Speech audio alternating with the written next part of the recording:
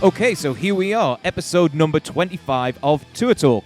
And in honor of hitting this little milestone, we've decided to do something just a bit different this week as we take a look back at some of our favourite moments from the preceding 24 episodes. Like, genuinely, we are blown away that we've made it this far, and the fact that we have people tuning in from all over the world, including Australia, Canada, Pakistan, Spain, the Czech Republic, Malaysia, the UAE, and New Zealand. It's crazy to think we're reaching out this far, so thank you so much to everyone who has downloaded, streamed, watched, liked, shared, commented, etc. All of those little things mean a huge amount to us here, so please continue to tune in, and we'll keep doing our best to keep you entertained. New episodes of Tour Talk go live every Monday, so please subscribe, comment, and like if you enjoy what you hear, and help us spread the word by continuing to share this with anyone you think will enjoy. This is Tour Talk. So, we're going to kick things off by letting Carla Harvey from the Butcher Babies tell you what it's like for her meeting idols on the road like Tony Iommi, Rob Halford, and Mick Jagger. Enjoy our best bits. That was such a cool event because within, I think, maybe an hour of being there, I'd met Tony Iommi, Rob Halford, and Sammy Hagar. I mean... Yeah. I have a great picture of me and Tony Iommi from that night, and it was like just magical to go up to him and ask for a picture. Whenever I feel shy to ask for a picture, Charlie asks for me, which is very helpful because, you know, he knows all those type of cool people, so he can kind of finesse a picture for me. But that was a really exciting moment for me. I missed the Sammy Hagar opportunity because I had to go do something else, like give an award away, and I was so mad. Do you still get nervous and shy about like asking people? I mean, you must have been on so many tours with so many cool people. You know, I've been lucky enough to tour the world with so many awesome people. You know, our very first tour was with Marilyn Manson. And when we told our label, we had some ideas for who we wanted to tour with. We told them Marilyn Manson, maybe Rob Zombie, bands like that. And they're like, okay, well, don't get your hopes up too high. Don't get too excited. And guess what? We got all those tours. That was really cool. And another fun one for me was Danzig, because I was a huge Misfits and Danzig fan growing up. And so, yeah, I've met so many people. And, you know, even my boyfriend is someone that I looked up to when I was very young as well. But it's funny, the people that I do get starstruck around, it's not always the people that you'd expect. It may be a random guy from a punk band. Like I saw Animal from, backstage and at, where was I? Download Festival, and from the Anti-Nowhere League.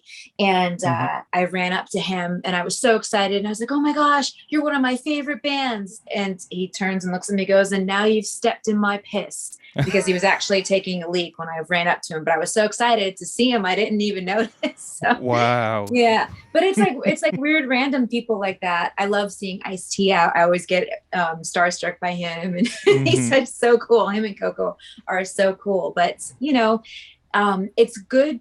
It's awesome to be around people and consider them your peers now. But I think no one should ever lose the magic of seeing someone that they were, you know, influenced by as a kid and getting butterflies and wanting to, you know, getting the nerves, you know, too nervous to go talk to them. I think that's a really special feeling that I never want to lose. No, completely. I mean, me and Nate have talked about it a little bit before, and we're terrible at it. Like I was lucky enough to go backstage with the Foos, and I was taking photos of everybody else with Dave Grohl, but like I couldn't be like, can I have a turn now? Is that okay? Is that cool? And there was no way I was going to ask Tony Iommi for a photo. I get that. Yeah. Well, I'd say the biggest people that I've ever met, I haven't asked for a photo because I felt it was inappropriate. And that I had the opportunity to hang out with Mick Jagger one night, all night long. And it was just me and him and Steve Bing, who recently passed. And Steve Bing had called me and said, hey, Mick Jagger's here. They were like really great friends. And he's like, do you want to come meet Mick Jagger? This is years ago now. And I said, no, I don't know. I'm cool. I felt weird about it. I'm like, what's this? It seemed like a weird setup. And he's like, come on, you're a musician and you don't want to meet Mick Jagger. And so I went, and it ended up being this really magical evening. And I sang a little while. Mick Jagger played piano, and we talked about Detroit. And it was just like a magical night that didn't need a photo or proof because it was a moment that I would never forget. And I feel like I would have cheapened the moment to ask for a photo after spending such a cool evening that I would never forget with someone. I feel like everybody nowadays needs the photos. And trust me, I love taking photos of people. I'll never get sick of that. But there's just certain times when it's inappropriate. And I think that you do ruin something that could be very special by asking. The other time was when I met Axl Rose. I didn't ask for a picture. I had wanted to meet Axl Rose since I was 11 years old. And and a lot of times people are weird about taking pictures. They don't want to take pictures. So I didn't want to be that person to peer pressure someone into taking a photo with me. Wow. Okay, so far so good. And next up, we've got Matt Ward from Mason Hill, and he tells us what it's really like handling the press on the road and how easy it is for them to take something out of context just to make a headline. Bands beware. At this point, can I say, like, one of my favorite bits of press that I've ever read about a band was Mason Hill related. Do you want? I shudder to ask. It was like, I think you were what did T in the Park get turned into? Transmit. Yeah. I know exactly what you're going to say. I'll let you drop the horrible punchline though. No, I don't know whether it's the same bit, but like every other band goes out there trying to be as rock and roll as possible and being like, fuck, we just get hammered all the time and we go back to the hotel and we drink and like there's girls and whatever and it's just party. And like that interview, it was just like, yeah, we are amazed that we get like 3 cups of tea in the hotel and like if there's hot chocolate there too, it's the best fucking thing ever. That's a James Bond special right there. I actually remember, do you know, the whole interview I like get condensed into just this wee tiny paragraph as it does, you know, this 25-30 minute long interview, and I just remember opening it just to see what was said, and it's a picture of us, and the headline was chalk and roll, and I was just like, God, what has happened? So we're a modern day Rush, you know. But I think that's totally like, I mean, I've always hated that about press stuff too. It's, you know, and I feel like you guys probably get it quite a bit more, where it's just like, how crazy is life on tour? And it's like, I don't know, man. Does it get crazier than fucking going 80 miles an hour down the highway in a metal tube? I mean, how does it get crazy? Like, what's crazier than that? It's like, and then there is this expectation of like, you're just this fucking animal, and it's like, it's a job. I mean, people just don't understand that at the end of the day, it's a good job and it's fun, but most of it's just mundane bullshit. And like, you can't get hammered every night. Like, you just can't. I mean, I can't. Maybe you can. I've just never. Never been able. Not anymore. That's for sure. That's at this age, there's just no way. 1 or 2 nights, and then that's the week. The week is shot for me physically. It's just like I can't go beyond that. Yeah, it is funny. I mean, to touch on what you said there a minute ago, people expecting you to be like an animal. I always remember I was playing with Attica Rage at the time, and it was my first European tour. So I was out there in Europe. I think we were in Belgium at the time, and it was my first tour with them actually as well. So they had a previous bass player who I think maybe was a bit of a party animal, and it was just one of those nights on tour where I was just, you know, I was a bit beat after the show. I just wanted to go back to the van and just like decompress and chill a little bit, which you nine times out of 10 I'm there for the whole night, you know, hanging about and at least talking to people and stuff. But that night I was just like, do you know what, I need to just go put some headphones on and go to sleep because I'm fucked. And someone, you know, I came back into the venue just to grab something from behind the merch desk, and this woman walked up to me and just tapped me on the shoulder, and she was like, "You're not as fun as the previous bass player," and I was just like, "Well, fuck you." Like, you know, what do you want me to do? I'm not here to do tricks. I just done an hour and a half show for you, you know. But I had to be nice, you know. You're always nice, but yeah, I had to hold back the fuck you in that situation, because I was just like, not tonight, man. Come on, just be nice. Yeah, it's her one night out that month, and it's your 50th night out in a row. So it's just I understand it. I understand the mentality. I mean, I'm sure when I was 15 years old, if I met someone from my favourite thrash metal band and they came out with a cup of tea and they were like, I'm going to go to bed right now, I'd have been like, Yeah. what the fuck is that? That's not rock and roll. But, now I understand. I get it. So if I ever was like that to anyone at 15, I apologise wholeheartedly. I take it back. One, when I read it, I was just like remembering the first time that we met. I was like, "Wow, that's not real. That can't be true." I woke up on that fucking hotel room floor. I know that you definitely like a drink at some point. But two, was that like a lesson with stuff to do with the press? Like you did this whole 25, 30-minute interview, and then there's like 20 lines in a newspaper about having a cup of tea in a hotel room. I think we know that there's always going to be the small headline part of an interview. You just never know what it's going to be. So James always ends up just saying something so off left field that might not even be indicative of the actual band. He's just said something, and we all look at each other during the interview, and then the next day that's the headline. So I'm glad he said it though, because it's funny. I've got that cut out somewhere, just because it is literally the least rock and roll headline of all time. But I love it because of it. It's good. Oh, I love it, and I remembered it, and I think as long as it's memorable, that's the whole point of press, isn't it? No, that's it. Nate, anybody ever wrote So shit fun. about you? I'm assuming yes. Oh my god, dude, come on. I mean, the thing is, I guess British press is like quite German press too can be quite just a little bit ruder than I think like typical American press is a little more like focused on the show, and if like the show was good, and I feel like German press will definitely be like, that was the show was good. It wasn't as good as the last one you played here, but it was good. And then British people love to sensationalize stuff that's just fucking literally absurd. Like it just, yeah, there's too many at this point where they're. You've got to follow that up. You can't be like. I mean, I remember one time we did Rambling Man, and we played this really. I mean, you were there. We played this ridiculously good set in front of what was a lot of people for the time slot we had, and the first sentence of the review for like Classic Rock Magazine or whatever was like something to the effect of like, the lead singer looks like he's a superhero on the way to a Weight Watchers meeting.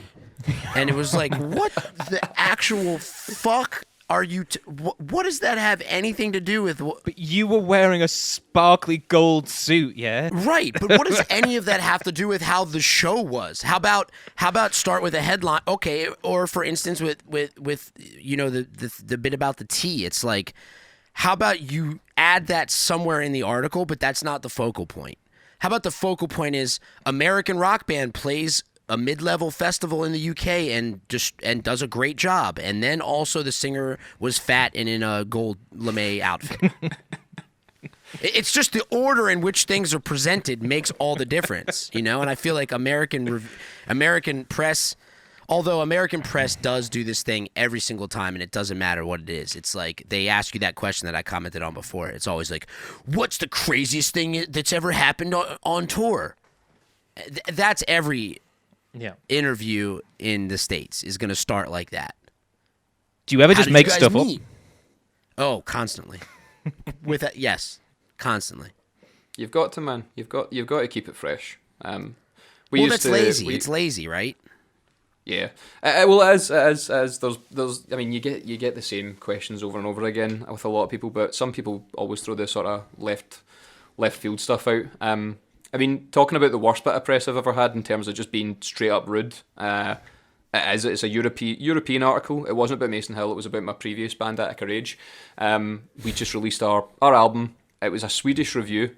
It was a decent review. It was like 7 out of 10, so I'll take that, But the review just basically focused the entire time. I think there was a song on the album called All Summer Long, and the whole time they just focused on the fact that we were pasty Scottish gingers singing about the summer. Like 90% of this article is just me getting slated for being ginger, and I'm just like, how was the bass sound though? Like, That's let's bananas, talk. right? Yeah, it's bananas. What does that have to do with anything?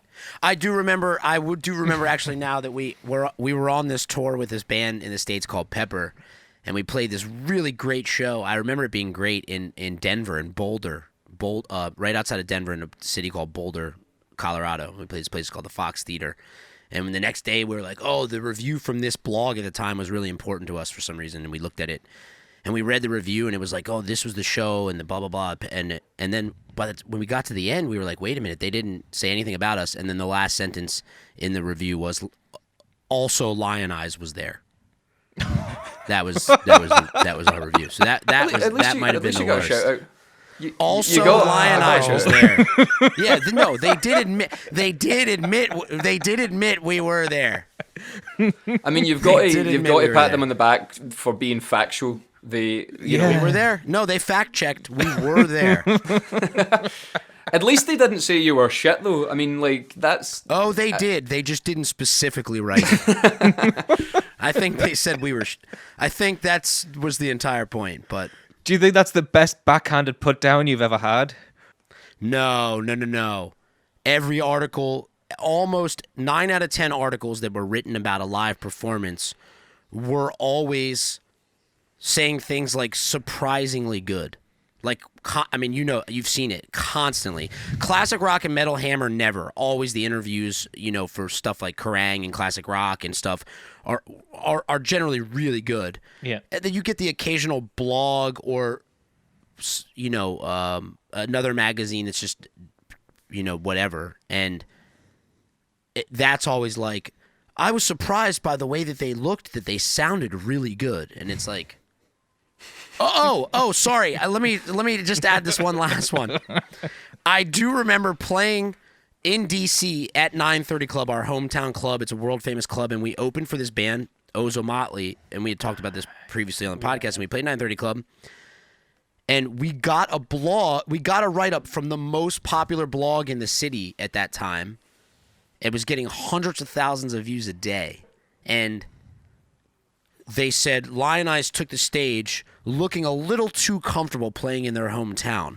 The singer had his keys clipped to his belt. I had a key clip on with my tour pass on it and the van keys, and I still had it on when I went on stage. And that was a big part of the interview, was that we basically dressed like janitors.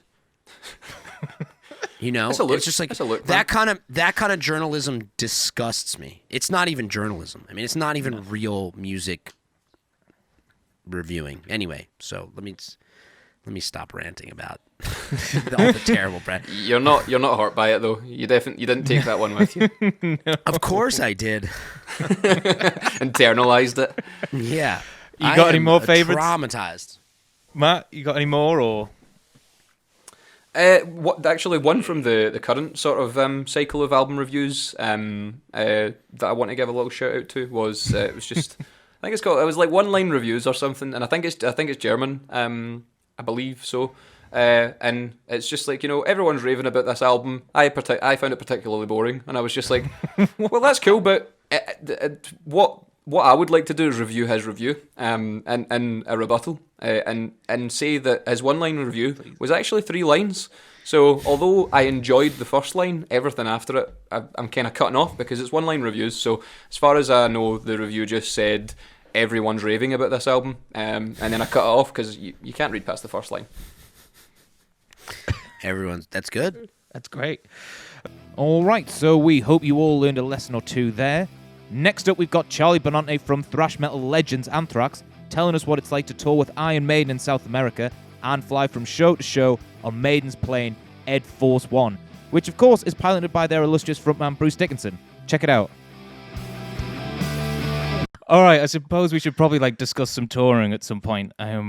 So I want to be a little selfish for a minute because I never actually asked you this back in the day when I was working for Anthrax, but we've discussed different styles of touring on this podcast fairly relentlessly. Obviously, tour buses, we can fly shows, you can get in a splitter and do hotels, but I think you've done it the best because you got to travel on Ed Force One, didn't you? Oh yeah, the Iron Maiden plane. Yeah. Yeah. So how was that being flown around on a plane by I know you guys are massive Maiden fans anyway. I mean, doing a whole tour on the plane with a band being flown around by the lead singer? I mean, there's so many aspects of it that are, amazing. Being on tour with Maiden, huge, because I've loved them since, their first album.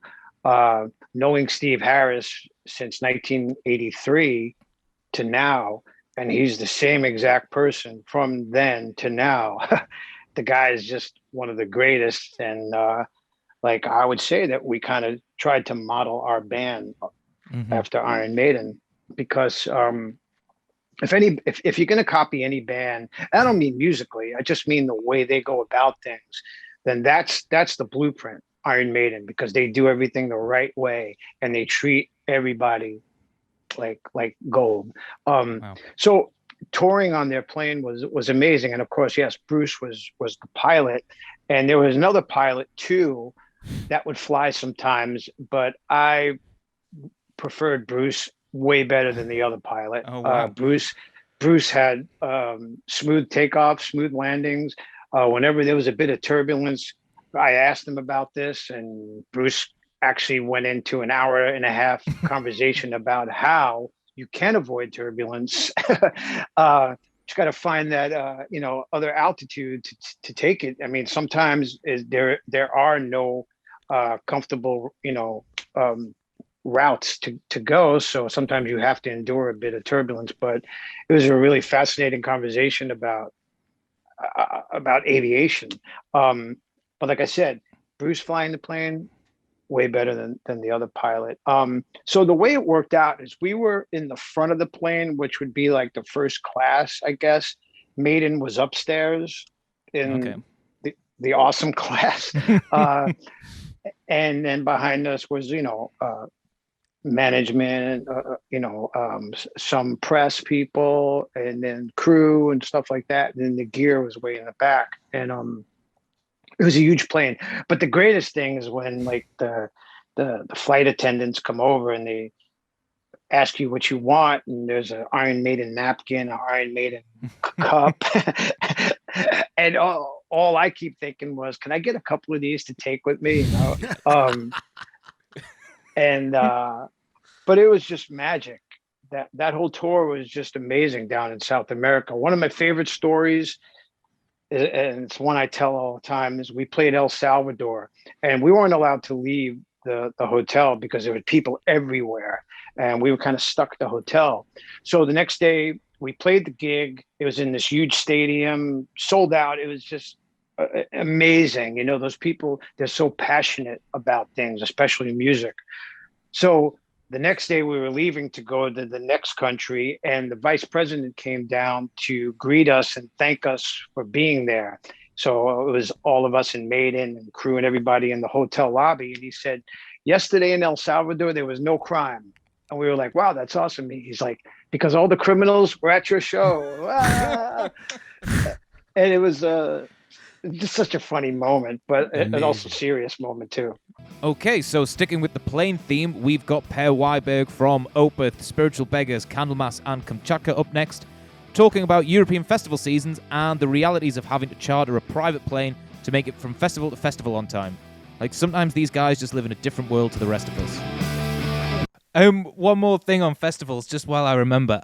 I don't know whether, I can't remember what year it is, so I don't know whether you still would have been in Opeth at that time, but I saw Opeth headline the second stage at Download. It must have been around 2009, 2010. Yeah, and I distinctly remember it because, one, the show was great, but I felt like maybe a couple of members in the band weren't overly impressed that Opeth were, obviously, this was amazingly technically brilliant band, were headlining the second stage. And I think it may have been Motley Crue or Whitesnake were on the headline in the main stage or something like that. And there were regular comments during the set, okay, now this next song is Whitesnake or something along those lines.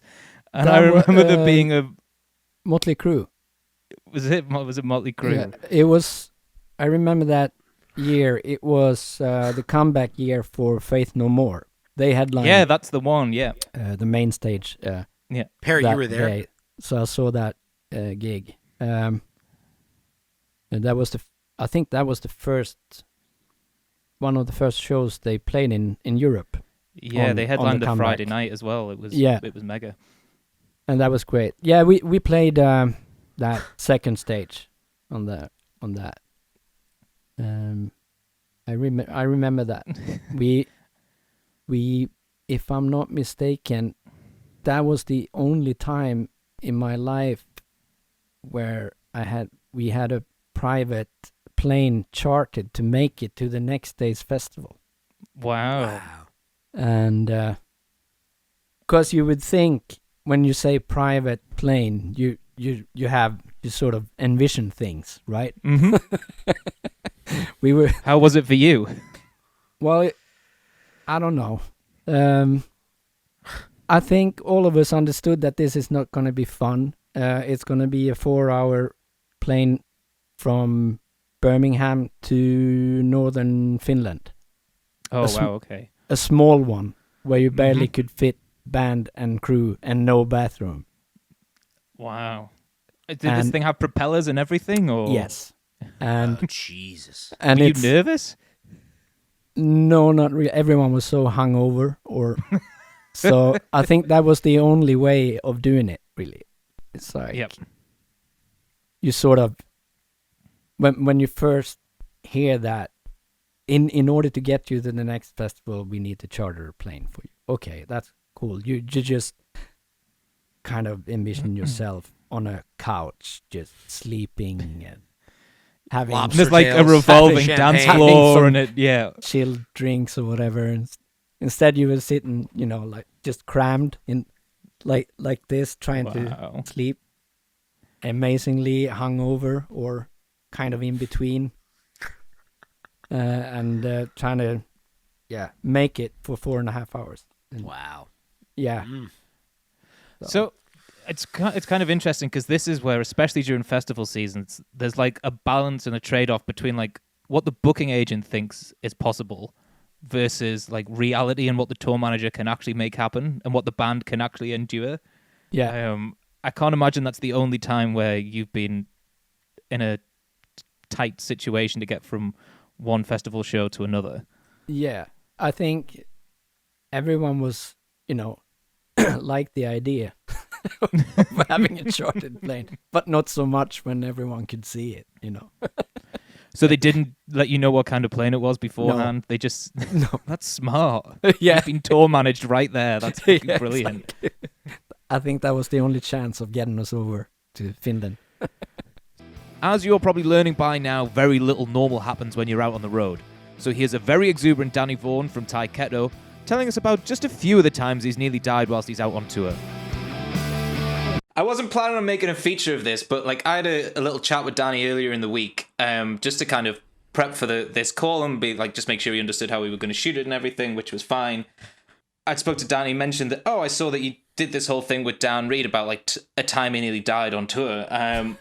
And up to now, I've managed to I've remembered 5 occasions where I nearly died on tour. So maybe we could make a little feature of this and we could play like time I've nearly died on tour bingo between me and Nate every time we get a guest on. I think it's a good idea. I mean, I don't hear that brought up very often, but it was funny because I watched that whole interview and I was thinking, wow, that's tough. When has that, I don't think that's ever. And then my brain went, well, there was, and there was, well, and then I was like, oh my God. So I've come up with 5 times. I would say nearly died or at least nearly hospitalized. Give me the best one. What's the best one? I got to do one? Give me the best one. Do as many as you want, I suppose. Okay, well, to me, the most amusing one was at some point, this was on one of the Taiketo tours in the United States, in a tour bus. And we'd all gone to bed late at night, whatever. And I was awakened to the sound of the smoke alarm. The most annoying sound in the world. And you don't actually, I don't know what it is. There's this unspoken rules that, like, if there's something like that happens, you don't want to be the first guy out of your bunk because that makes you the alarmist, So eventually I'm like, God, this has been going on. So I get out of my bunk, and as soon as I get out of the curtains, there is smoke everywhere. I mean, it's just like, holy shit, we're in trouble. But the funny part of it is that my sound man, who really doesn't like being woken up out of a deep sleep, my sound man has got a screwdriver, and he's taking it apart, going, I'll get it. I'll shut this fucking thing up. I'm like, dude, the bus is on fire. Don't disable the smoke alarm. And I go running to the front of the bus and start shouting at the bus driver, who, by the way, was a complete cock. Everybody hated him. And apparently there had been cars honking along the side of him. One of the brakes had locked and caught on fire. And he's just going, cars are honking at him, and he's going, screw you, and just keeping on driving, and the smoke is pouring out of the back of the bus.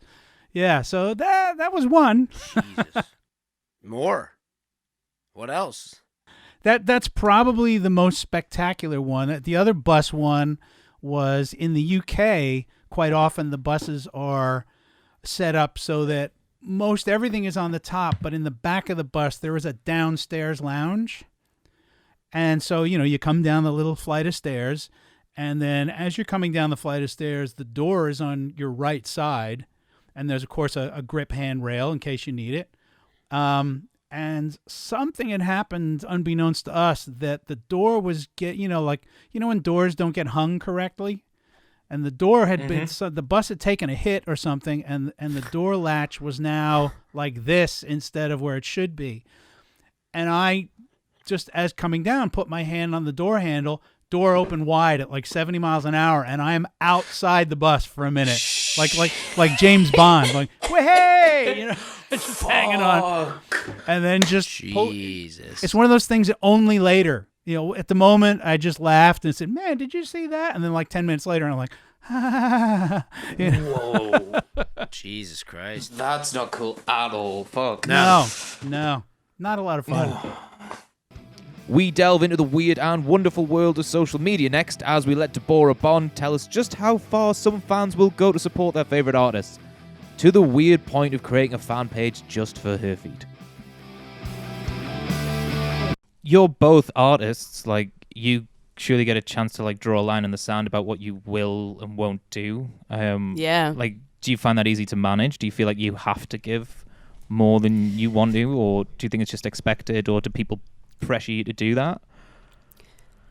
Or do you feel pressure just because that's how it is? I definitely feel the pressure, but I am a special breed because although I have tendencies to enjoy, I really do enjoy myself in alone time. I'm a bit more of an extroverted person. I'm a bit more of an open kind of spirit. So sharing myself has always been kind of natural for me, even before social media. I just love meeting people, getting to know people. And also, I'll be honest, like the fact that I studied journalism and I learned about how to create stories and how to give you a package and how to show you what I want you to see and almost steer you the way that I want you to go. That world is such a world of manipulation, to be honest. Media and journalism is such a manipulative world. So I learned how to do those kind of things. So once social media comes along, it's like, oh, now I can try it on this platform. So for me, there is pressure, though, to just always, especially right now that the world is kind of like shrunken down and everyone's more isolated, there's even more pressure to just give. And that sucks. Because, if I just have a day or two or 3 or 4 or a week or two that I just don't want to say anything to the world, or I want to share my life with my friends and not these strangers, there's pressure from lots of people that, if you don't do this, your numbers aren't going to go up. If your numbers aren't strong, then this isn't going to happen. And then this doesn't happen, you're not going to go anywhere. And that part of it really makes me, it's hard. But for me, it's not. I do what I have to do. Yeah, I think the weird thing with it is that, now if you chose not to put stuff out, then the algorithms on the social media apps bury you. Instead of it being a cool thing that people can't find out about you, they just hide you because they want people on there who give them content. Yeah. I think. And I mean, can I just tell you guys this? There is a page that is called Deborah Bond's Feet on Instagram right now. I give you 25% of the revenue. I don't know what the problem is. I thought you were fine with 25% if I do all the work. I mean, what did you think he was doing with those photos? Jesus. Lord. I mean, this person has been screenshotting my stories on Instagram for years. And now has a collection of my feet. Comments on the nail polish and my toes. And I mean, what? This is the world we're in now. Like, I actually think it's kind of fun and kind of weird all in one. But like, and maybe that makes me a rock star. I got a page dedicated to my feet. Yeah. But I'll be honest, I'm a little jealous. There's never going to be a page of Nate's feet, let's be honest. And I have nice feet, too. I can't wait to see that on the road with you. Just let them out. Wow. I mean, is that even legal? Can people do that? If you've put it up publicly, Yep. it's public domain. Yeah. There's so many fan pages. Yeah. Yeah. And, you know, mine just happened to be feet. It's not my booty or anything, you know. That would have been nice. I wanted to talk to you about that one, too. We can make some money here is all I'm saying. Barry Mills from Massive Wagons is up next, explaining how surreal it can be lining up for catering backstage at a major festival. Oh, and about that time Andy Copping nearly ran him over in a golf cart. We had Per on from Kamchatka and Opeth, and he... The funny thing about that backstage thing, especially at Download, is like the queue for catering, like I'm watching just all these different bands kind of like intertwined and intermingled in the lunch queue, like as if they're at school. Like it's just a really surreal, bizarre experience watching it. Yeah, it's summer camp, right? Yeah, that's it. That's exactly what it's like. Did you did you try and chat to anyone? Strange, yeah. Did I? Fuck no. You're joking, aren't you? With this accent, Dario. Then I fucking probably just looked at me, probably punched me in the face. Probably thought I was swearing at him. No, they love the Brits, man. If all those American bands, they'd have loved you. I didn't speak to anyone. I've not nothing to say to these people. They just, it's too much of a risk. I just make a fool of myself. I just go like, all right. That's it. Give a thumbs up. All right, mate. All right, man. All right, nice one. Just fucking keep walking. Nate, is that how you behave backstage? Yeah, dude. I feel so strange and just like I always have this thing. If at festivals and you see bigger bands or even backstage at venues and you're kind of like, you guys are a real band. I'm not in a real band. I'm not even supposed to be here. And you guys are a real band and I'm just in your space. Like I'm in your backstage space, but you're the real band and I'm just a guy waiting for a pasta in. That's what you feel like, isn't it? I feel the same. Yeah, like why am I here? Who the hell am I? Yeah. But I'm sure everyone in, you know, everyone to a certain extent, I'm sure, feels that way about the person that they're standing next to. Because even, you know, Steven Tyler from Aerosmith probably has stood next to Paul McCartney in a catering line. And as big as Aerosmith is, he probably looks at Paul McCartney and goes, Jesus Christ, it's a fucking Beatle, you know? Yeah. So, but Paul McCartney probably doesn't feel like that about it. He's the one guy. He's the top. Yeah. For sure. Yeah. He's got his own lunch line. Definitely. He doesn't. Yeah. Paul McCartney doesn't queue up for his lunch. Fact. I hope he does. I hope he does. Well, you never know. I don't know. Yeah. He's a Scouser, isn't he? He's a Northerner. He probably does. He is. Yeah. Probably brings a packed lunch. Like when we played there in 2018, I walked through. We didn't play. We played one of the tents, but I did walk through the main stage, backstage area. Played a pass for that. Just I thought, okay, I'm gonna go see who's knocking around. I was walking around like a flipping rabbit in the headlights. I'm like, oh, such and such. My God, there's Shinedown, Blackberry Smoke, Blackstone Cherry. Andy Copping nearly ran us over on his golf cart. It's just mind blowing. He was. I don't know what it's going to be like. He did. He went, Mimi, get out of the fucking way. Sorry, man.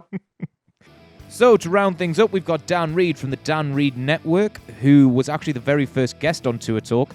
He discusses in depth about the dangers of driving from show to show, and we find out just how lucky Nate is to still be alive.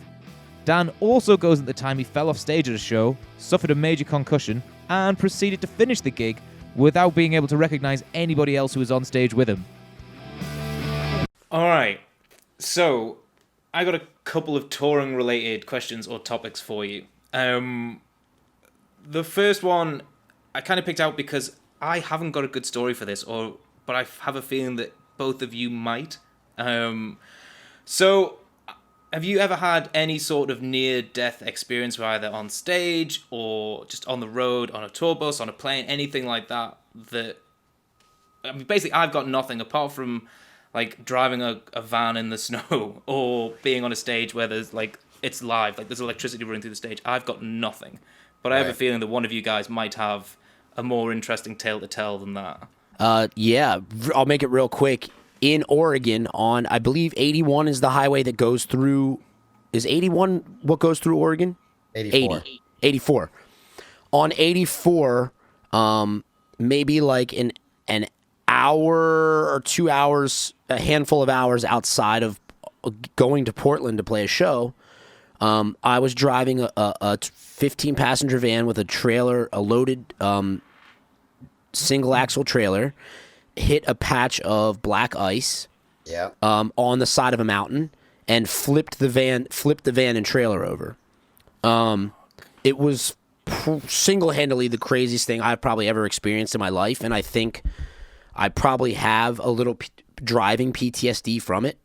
But yeah, it happened at 7 o'clock in the morning. We were actually doing my old band, Lion Eyes. We were doing shows with this band. I'll put it in context very quickly, but we were on a 2-month bi-coastal tour, so 25 days and 25 days with this band called Streetlight Manifesto. And in the middle of the tour, where we would have had a week off, kind of in between the things, our buddies in the band Clutch invited us to go play 2 sold-out nights at St. Andrews Hall in Detroit. I know that hall. Yeah, it's amazing. So we drove from Florida on the last day of this other tour. We deadheaded it to Detroit, played the 2 days in Detroit, and then that night after the last show, we started driving to the West Coast from the middle of the country. And we had 2 or 3 days to get there, and everything was cool. But, you know, the drummer from Clutch, who's a very close friend of ours, at the end of the night, we'd all had some drinks. I was sober. I was the first one to drive out. Okay. And he said, I got a weird feeling, man. Just go don't drive through the night. Just start driving in the morning. It's getting cold. It's November, you know, just chill. And we were like, we don't have money for a hotel. We got to just get to the next place. So 36 hours into the trip, it's my turn again to drive. So it's like, you know, a day and past, and we're 4 hours outside of Portland, and it's 7 in the morning. So I wake up from sleeping through the night, and we've been driving, switch drivers. I get a cup of coffee, and it's starting to snow a little bit, but it's not, it's just flurries. And we're coming down this mountain pass, and we hit this, you know, the signs that say bridges freeze before the road. We hit one of those, and I was only going 30 miles an hour. Wow. Hit it, and I just woke everyone up as I lost control of the van within 15 seconds. And I just said, everyone fucking brace for this. Like, just hold on. As soon as I said it, and a couple guys were in the bench seats sleeping, so they didn't have their seatbelts on. So the van flips.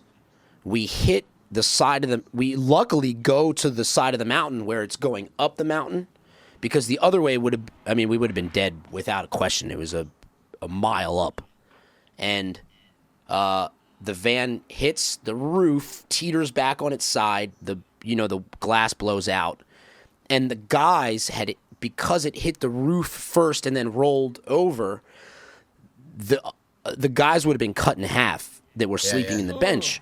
Yeah. So they hit the ground and the glass at the same time, as opposed to going through the window. Exactly. And then getting... So they had some road burn, but we basically... So the trailer's completely flipped. Weirdly enough, most of the gear didn't get destroyed. Like, we had a full organ. Packing. Yeah, it's really crazy. So the van's on its side, and I'm down, and the tour manager's up here, and I'm like, hey, are you okay? He's like, yeah, we got to crawl out of here, though, because who knows if there's, like, leaking gas or whatever. I'll wrap it up real quick, but... Jesus. We ended up, without going too crazy into detail, we ended up going to this hotel, and we went to the bar, and I looked in the band's bank account, and we had, like, $187 left. And I just said, I don't know what we're going to do. All I know is we're going to the bar, and we're going order everything they have on the menu, which was like cheeseburgers and nachos, and we're gonna get fucked up. Yeah, celebrate life. And we actually ended up 1 week later. It's a whole nother story for a whole nother podcast. But we drove a box truck to Salt Lake City from Oregon with our gear in it. Played one last show, loaded all of our gear onto the headliner's tour bus, flew home, bought another van on Thanksgiving evening, and joined the tour up the next day. Amazing. We finished the tour. Yeah, so that's the time I almost died on tour. That's even more terrifying because you had all your band and crew in there, tour manager and yes, so crazy. I mean, so many other lives. The guys had road rash from the glass, kind of scraping, but that was it. That was it. Everyone was unscathed. That's pretty fortunate that it ended that way, man. That's yeah, great. Yeah. And it really highlights like how important it is people driving vans and buses and everything else. They literally have everybody else's life in their hands with that kind of thing. I think people forget that sometimes about drivers and everything else. During our club days, we would always take turns. We would drive Dan's station wagon. We called it the battle dumpster because there was always just trash on the floor because we were using it as the band, of course, transportation. And we'd have like a sound guy and a lighting guy, Carrie and Dave or Dennis working with us, and they would drive the gear up, and we would put like our personal instruments in the back of the station wagon. We would just rip up Seattle. We were going to Seattle from Portland. It's about a 3-hour drive. 2.5 if you put them in a pedal down, but going up there and back, because we would want to save money on hotels. We would get hotels once in a while, but it was always like go play a gig, play Friday. If we had a Saturday night gig there too, get a hotel Saturday night, and then drive back to Portland so we could all wake up in our homes on Sunday morning. And there was a lot of those drives, where you're just, are you okay to drive? Because we're gonna crash out, and you just don't know if you're gonna wake up to like screeching tires and wrapped around a tree, and it's something you think about constantly. Actually, it's more sleep deprivation that always worried me. Yeah, you know what I mean? Yeah. Because I've had someone like just doing the whole nodding dog thing at the wheel, which is like terrifying. Yo, that's the worst. We'd all had a drink, and there was no other way home, and we basically just had to stay there to keep them awake to get us home. But you can see that they're going. It's terrifying. Yeah, we always had a rule. We would just pull over, and whoever was driving, if you started to get tired, you just assured everybody, listen, if I start to get tired, I'm going to pull over and sleep for an hour, and if we're an hour late, who gives a fuck? Yeah. But I would say this, we spent about 14 years straight driving around in a van and a trailer, and that was the only accident we ever had. Oh yeah. Wow. Yeah. Wow. The only accident in 14 years was the worst one. No, that's knock wood on that one, brother. Yeah. It's mine is just a personal thing where I almost broke my back or neck, I guess you could say. We were opening for Eddie Money in Seattle at the Paramount Theater, which was an amazing venue. Amazing club. And Eddie, I was just a big fan. We used to play Eddie Money songs in high school at proms and stuff in our high school band, 2 tickets to paradise. I was like, oh, Eddie Money, we get to open for him. So we were rocking it. But one thing that we didn't do, and for all you young bands out there, is always tape down your monitor cables if you're up on a stage, because they love being like log rolls if you step on them the wrong way. And so I went at the end of a song, was the very last hit of a song, do do do ba bow, that kind of thing. And I went ba bow and did my rock pose at the end of the song. And when the lights came back on, like after 2 seconds, I was not there. I fell off the monitor cables rolled. I went into the orchestra pit, it was about 15 feet down, I guess. And it had like metal folding chairs. So I just crashed into there. I don't know if you can see it, but I got a huge scar here. And I think there's still some glass. Something was down there where it feels like there's stuff in my chin. So I stand up and I got blood all just squirting, like pouring out. They put a napkin up there. I walk back up on the stage. I recognized some of the guys a little bit. I felt like they were a band that I was a fan of. Wow. Like, I know these guys. And they said, can you finish the show? And I was like, what do you mean? They go, like, you're singing. And I go, I'm the singer of this band. And I was like, that's fucking cool. It's like a dream come true. And I didn't know if I would know the songs, but when they played them, they were like cover songs. Wow. And I didn't know any of the guys' names. They looked familiar to me, and I was just like, well, we're up here. There's a shitload of people out there. Let's play this song. I got blood. Obviously, something's happened here. And then we had like 2 more songs left. Finished the set. Jesus. In the ambulance on the way to the hospital, it started coming back a little bit to me. I got a shitload of stitches and all that. But it's people telling me the story of what went on, the other band members over the years that kind of make it stay alive in my memory. It sounds like a severe concussion. You know what I mean? Like, it sounds like you had actual brain injury. Yeah. I was just so elated, though. They couldn't deny me. I was just like, I'm singing in the band. Yeah. Let's fucking do this. That's amazing. I was like, that's amazing. And they went into Baby Don't Fade, I think was the song. I was like, oh, yeah, I know this song. No way. That's fucking cool. So that's almost like experiencing your band from outside the band, which is like, that's also an amazing thing to feel. Can you actually remember being on stage now? Can No. you actually remember those two? No, when my memory came back, whatever happened before was erased, but they were telling me all about how just excited I was to play music. Yeah. So here's a little bonus clip. This is actually my favorite story from all the episodes of Tour Talk we've done so far. This is Nate Bergman and his tale of LARPing. I mean, this is actually pretty cool because both of you guys are pretty great at meeting fans and hanging out with them. Have you got any good, bad, indifferent experiences of meeting fans whilst you're out on the road? Oh, God. Okay. I'll just... most people are very cool. Most people are super cool. I'm super happy to meet most people. And once in a while, you come... Early on in the touring days of Lionize, we would stay at fans' houses or people that we met at the show. We would crash at their house, and that ended. I mean, we did that for like 5 years, and you know, it just one time we stayed in South Carolina. We stayed. I won't say her name, but we got in her place. We hunkered down to sleep, and we hear this like clanging, and she's like, "Don't go to bed yet, guys. I want to show you something really cool." And she comes out. This is no joke. She comes out in full chainmail and a sword. And she's like, "Do you guys want to LARP?" Right? Like, it's like 3 a.m. So I'm like, "No, I don't want to LARP. I don't know what LARPing is. I don't fucking care. This is insane." Then I hold the sword. Live action role playing is LARPing. So like, you know, okay. Then I hold the sword and I'm thinking, the sword was a real sword and it was razor sharp. Wow. So I was like, so I told everybody, I was like, we gotta go. We gotta go. For sure. Then she proceeds to start telling us all these racist stories. And I don't know why. She's like holding a sword and wearing this chainmail and like spouting off this crazy racist stuff. So we ended up, she was a fan too, so it was terrible. But we ended up just getting back in the van and just rolling. Just like 3 a.m. out to the next town. But I will say I'm very grateful for everybody I've met. For the 99.99%, everybody's super cool. But that was an instance where we were not stoked. There's not like she wasn't like chasing you down the road with a sword. No, and but she was like, all right, I'm gonna go take the chainmail off, and then we'll watch a movie and go to bed. And I was like, oh nope, we're out.